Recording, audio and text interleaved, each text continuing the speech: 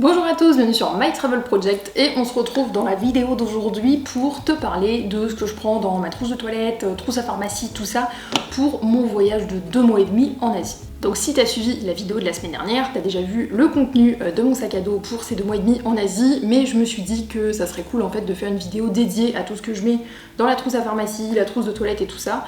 Déjà parce que d'habitude je détaille pas tant que ça le contenu de genre ma trousse de toilette, je me dis que ça peut être intéressant. Et aussi que la dernière vidéo genre trousse à pharmacie, trousse de secours que j'ai faite sur ma chaîne, c'était genre en 2018, il y a 4 ans. D'ailleurs j'ai remarqué en m'habillant ce matin que je portais exactement cette salopette le jour où j'ai tourné cette vidéo. Bref, on s'en fout, information inutile. Donc aujourd'hui je vais te détailler tout ça, je vais te montrer tout ça. Petit disclaimer avant de commencer la vidéo, je ne suis pas médecin, voilà. Je n'ai aucune formation médicale, donc cette vidéo est à titre complètement informatif. Si tu veux faire un voyage de ce type, je te conseille d'aller voir ton médecin traitant pour avoir des conseils par rapport aux médicaments que tu devrais emporter et tout ça. Si tu as des conditions médicales spécifiques par exemple, mais clairement je n'en sais rien, voilà. Donc toujours consulter avec un médecin avant de faire sa trousse de secours, sa trousse à pharmacie avant de partir en voyage et ne pas tenir compte uniquement de cette vidéo. Voilà. Alors je pense que je vais d'abord commencer par la trousse à pharmacie, à savoir que vu que je pars avec mon copain, on a divisé la trousse à pharmacie en 2 petites trousses comme ça, donc on a sensiblement la même chose dans les deux. Mais il se peut qu'il y ait des choses que je montre pas dans cette vidéo parce que c'est genre dans sa trousse à pharmacie à lui que je vais pas genre défaire son sac juste pour cette vidéo.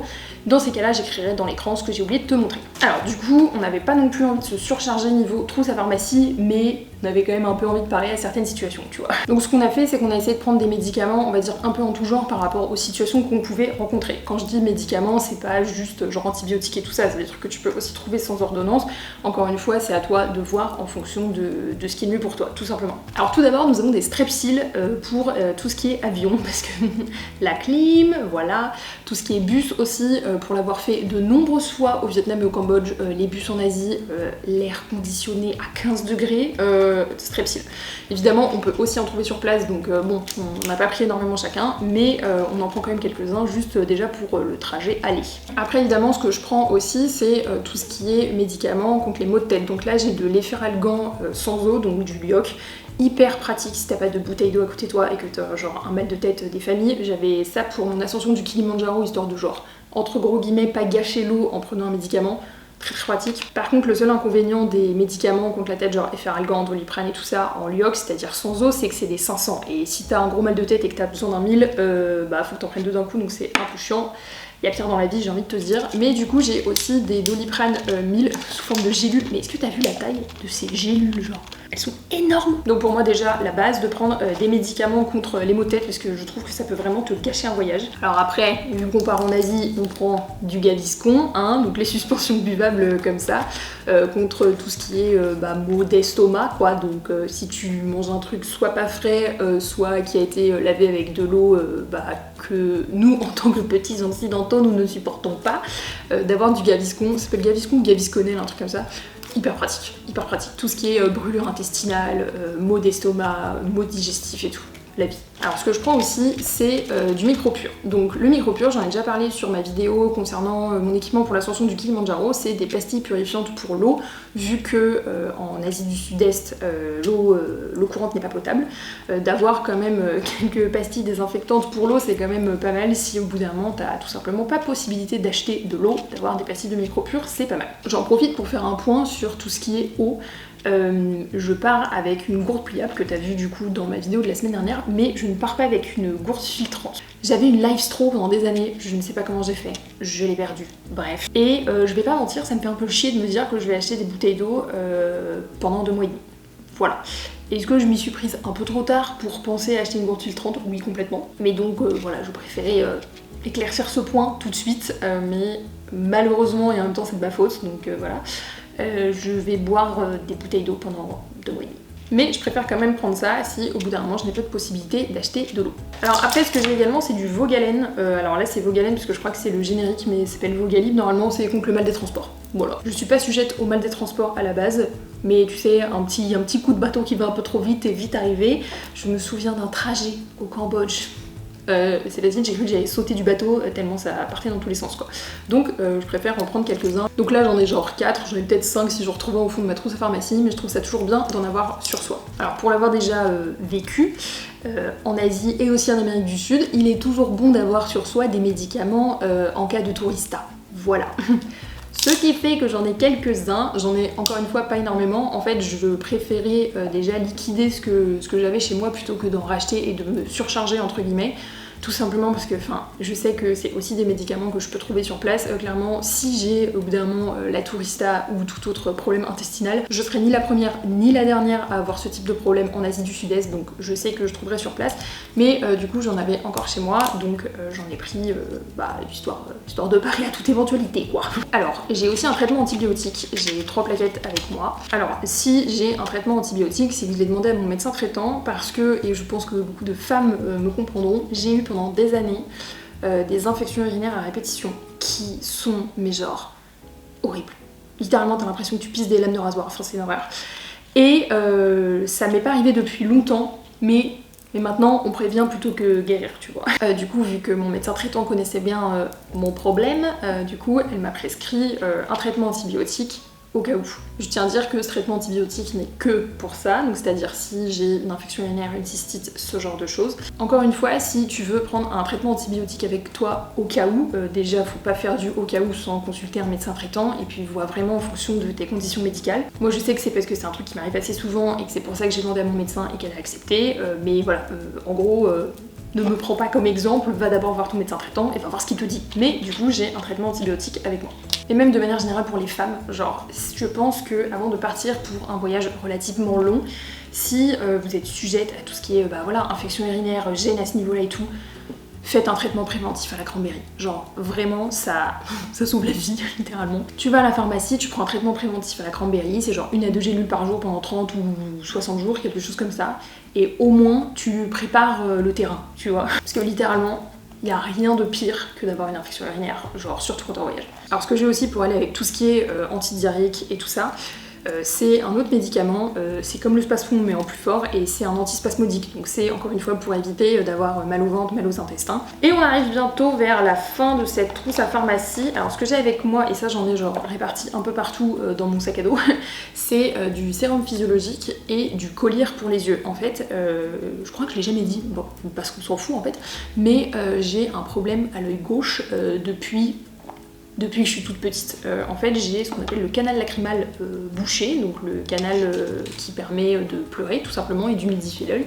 Le mien est bouché, et ce qui fait que j'ai très souvent une larme qui coule, alors que je ne suis pas du tout en train de pleurer ou quoi que ce soit.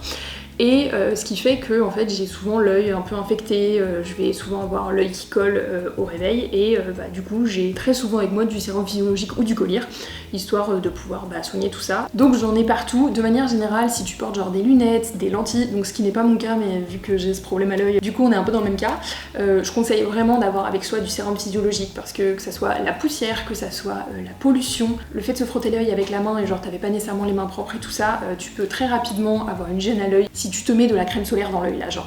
On connaît tous, ok, ça fait super mal. Ça prend pas de place, ça s'achète en 2 secondes à la pharmacie, donc essaye vraiment d'avoir au moins du sérum physiologique avec toi. Et pour finir, ce qu'il y a dans ma petite trousse à pharmacie, j'ai des pansements et des compresses. Donc j'ai des pansements et des compresses. Pareil, les pansements j'en ai un peu partout, les compresses j'en ai pas énormément, mais c'est vraiment genre pour désinfecter au cas où si éraflure, brûlure ou ce genre de choses. Pareil, c'est toujours bien d'en avoir sur soi, mais pas besoin non plus de se surcharger. Moi déjà je trouve que là j'ai beaucoup de pansements. C'est aussi quand même des trucs qui se trouvent sur place. De manière générale, ce que t'emportes dans ton sac à dos, dans ta trousse à pharmacie et tout ça, c'est quand même des trucs que tu peux retrouver sur place. Enfin de base quoi. Donc c'est bien d'avoir une trousse à pharmacie que t'amènes et que t'as bien prévu, mais sache qu'au bout d'un moment, si tu tombes en rate d'un médicament ou de quoi que ce soit, tu peux quand même toujours aller dans une pharmacie là où tu seras et trouver ce dont t'as besoin. Donc c'est tout pour ma trousse à pharmacie slash ma trousse de secours. J'ai aussi quelques huiles essentielles Roll-On et tout, mais qui sont dans ma trousse de toilette, donc je vais te présenter tout de suite. Comme tu vois, j'ai pas mal de trucs, mais en même temps ça tient dans un petit truc comme ça. Je pense n'avoir rien oublié. Si j'ai oublié quelque chose, pareil, je te le mets dans l'écran. Ce que j'ai essayé de faire, c'est de couvrir un peu les différentes situations que je pourrais rencontrer en Asie. Donc c'est-à-dire si j'ai mal à la tête, si je me tape en mal de gorge parce que l'air conditionné est à littéralement 15 degrés, si je me tape intoxication alimentaire, tourista, ce genre de choses, si j'ai mal de transport, si j'ai une infection urinaire par exemple, et si je me blesse tout simplement avec des pansements et des compresses. Tiens, c'est un truc que j'ai pas dans ma trousse à pharmacie parce qu'elle est dans l'autre, mais on a un petit spray genre grand comme ça, un truc comme ça, d'alcool, enfin de désinfectant. C'est littéralement de l'alcool, mais bon, en gros c'est pour désinfecter. Je pense qu'il n'y a pas besoin non plus d'imaginer toutes les pires situations, parce que de toute façon il y a toujours des situations que tu oublieras, mais essaye de penser aux situations les plus classiques que tu pourrais rencontrer en voyage en termes médical et de couvrir par rapport à ça, tout simplement. Encore une fois, je ne suis pas médecin, donc n'hésite pas à aller voir ton médecin traitant avant de partir en voyage, il saura bien mieux te conseiller que moi, mais si tu veux savoir ce que je mettais dans ma trousse à pharmacie, maintenant tu en as, tu as vu quoi. Alors, on va passer au reste de tout ce qui est trousse de toilette / trucs annexes. Les deux premiers trucs que je prends bien évidemment, c'est des, comment on appelle ça, des anti-moustiques. L'anti-moustique spray pour les vêtements et l'anti-moustique spray pour la peau, parce que tu connais, tous les moustiques viennent sur moi, et en plus je suis allergique aux piqûres de moustiques, donc je gonfle à chaque fois que j'ai une piqûre de moustique, et je sais très bien que je ne vais pas y échapper. Je vais me taper des piqûres de moustiques, mais si je peux m'en taper un peu moins parce que j'utilise ça, je le fais. Donc c'est les sprays que j'avais emportés pour mon ascension du Kilimandjaro, ils sont encore bons, ils sont pas périmés et ils sont encore assez remplis, donc je les emmène avec moi. Si t'as pas envie de t'encombrer avec ça, en tout cas pour le départ, évidemment ça se trouve aussi sur place. En tout cas quand j'étais au Vietnam et au Cambodge, j'en ai vu dans plein de pharmacies, donc t'inquiète pas pour ça. D'ailleurs, ce n'est pas sur la table en ce moment, mais je prends bien évidemment de la crème solaire, et je prends la même crème solaire que j'avais l'année dernière pour mon voyage en Slovénie et en Italie, parce qu'elle est encore bonne. C'est la crème solaire indice 50 des laboratoires de Biarritz, donc c'est une crème solaire minérale, c'est-à-dire que ça ne défonce pas les coraux, voilà. Alors, si on passe au reste de la trousse de toilette. Donc ça, c'est ce que je prends niveau trousse de toilette pour mes 2 mois et demi en Asie. Et le premier truc avec lequel je vais commencer, et c'est une vraie première pour moi, parce que je crois que j'en ai jamais testé de ma vie, c'est les cosmétiques solides. Donc en tout j'en ai 3, j'ai dans cette boîte là, il y en a un, et j'en ai 2 aussi, que j'ai rangé dans cette pochette étanche que j'ai, ça rentrait pile, c'était le feu. Alors j'en ai 3 parce que j'ai shampoing, savon et nettoyant pour le visage. Donc c'est sûr que vu comme ça prend un peu de place, je suis bien d'accord. Mais c'est sans emballage, donc c'est quand même plus écologique, et surtout ça dure apparemment une vie. Je les ai achetés mais je les ai même pas testés. Mis à part le nettoyant pour le visage, je l'ai testé, je l'ai trouvé très bien. Mais sinon je les ai pas testés. Donc ça va être un test pendant 2 mois et demi, et si ça me plaît pas, bah tant pis pour moi. En fait je me suis dit que de partir en Asie sur une aussi longue période, c'était vraiment la bonne manière de tester, parce que d'habitude, enfin en tout cas dans mes autres voyages quand je partais toujours avec mes miniatures en silicone que je remplissais avec les shampoings, gel douche, nettoyant pour le visage que j'ai chez moi. Et en fait à chaque fois ça me suffisait. Mais le truc c'est que comme je voyage en bagage cabine, enfin tout le temps, à chaque fois les miniatures en silicone que je prenais c'était 100 ml maximum, et le truc c'est que 100 ml ça va pas me tenir 2 mois et demi, ça va me tenir bien moins, et après j'ai pas envie de me trimballer avec des miniatures en silicone qui sont vides, je vois pas l'intérêt. Honnêtement je suis pas allée chercher très loin, parce que même si j'estime faire quand même des efforts au niveau du zéro déchet, niveau cosmétique zéro déchet j'y connais vraiment rien.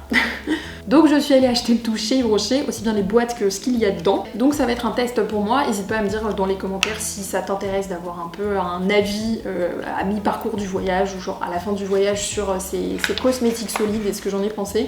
Et bien sûr, si t'as toi des recommandations de cosmétiques solides, n'hésite pas à me les dire.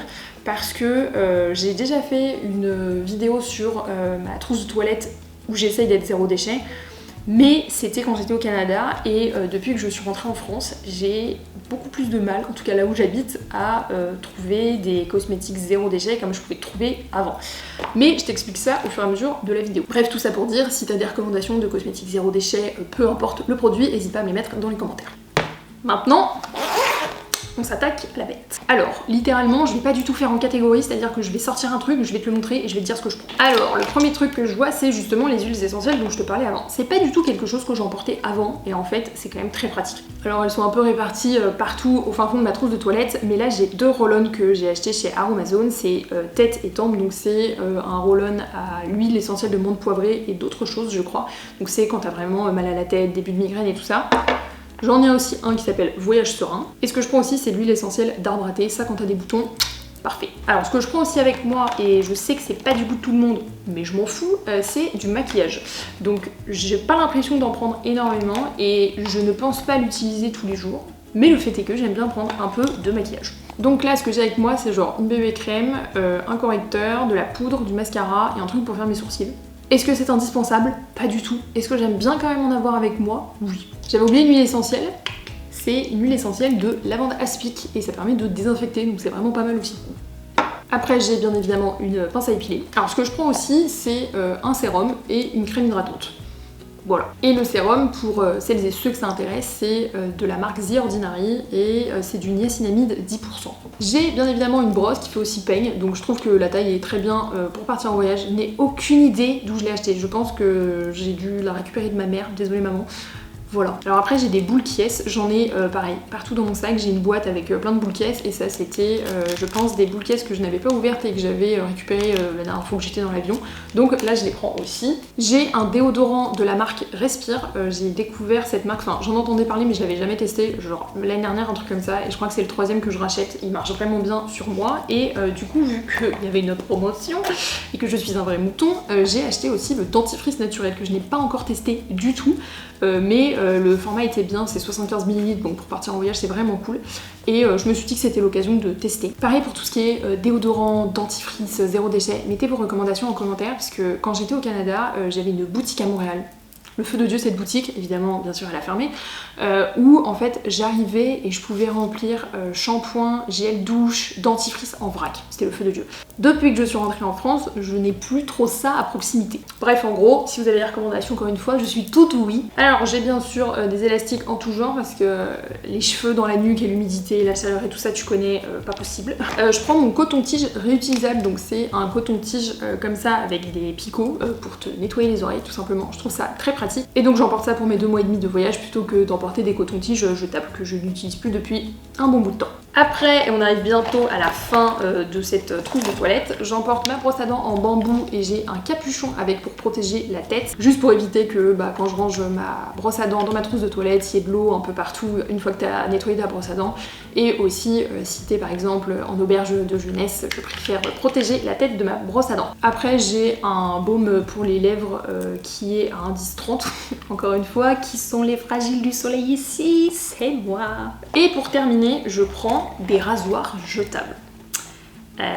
Je n'en suis pas très fière, mais honnêtement, je n'ai pas d'autre solution. Et là, pareil, j'ai besoin de conseils, quoi. En fait, chez moi, j'ai un rasoir de sûreté. Donc c'est un rasoir que tu utilises à vie et t'as juste à changer la lame quand elle est trop vieille et la lame, en l'occurrence, elle est recyclable. Le fait est que quand tu voyages en bagage cabine, tu peux apporter le rasoir de sûreté, mais tu peux pas apporter les lames avec. Est-ce que je pourrais trouver des lames sur place? Évidemment que oui, j'en suis persuadée, sauf que ça se vend souvent par paquet de genre 100 ou 200. Est-ce que j'ai besoin de 100 ou 200 lames pour 2 mois et demi de voyage alors que j'ai déjà un paquet de 100 ou 200 ici? Pas du tout. Bref, tout ça pour dire que je n'ai pas trouvé de solution, on va dire, durable pour pouvoir emporter de quoi me raser en voyage.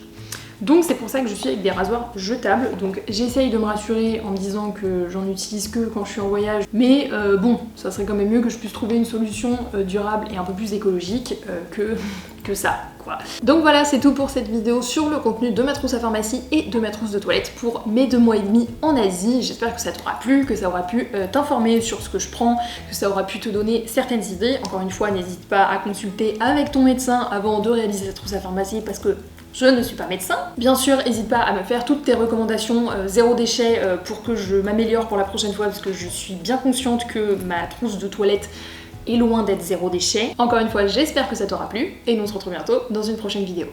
Ciao!